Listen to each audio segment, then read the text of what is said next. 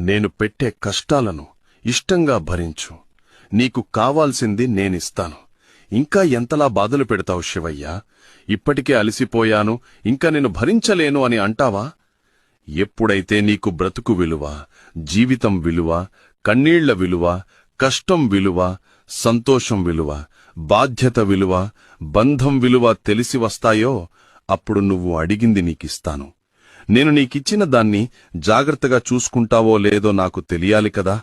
అందుకే ఇన్ని పరీక్షలు పెడతాను.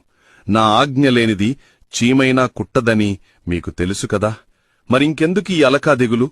నీ జీవితాన్ని మంచిగా తీర్చిదిద్దుతాను. ఎప్పుడైతే నువ్వు అంతా నా తండ్రి శివయ్య చూసుకుంటాడు అని నాపైన నమ్మకం పెట్టుకుంటావో అప్పుడు నీ జీవితం మలుపు తిరగడం నువ్వే గమనిస్తావు. చివరిగా ఒక్క మాట, నేనున్నాను. అన్నీ మర్చిపో. సంతోషంగా ముందడుగు వెయ్యి.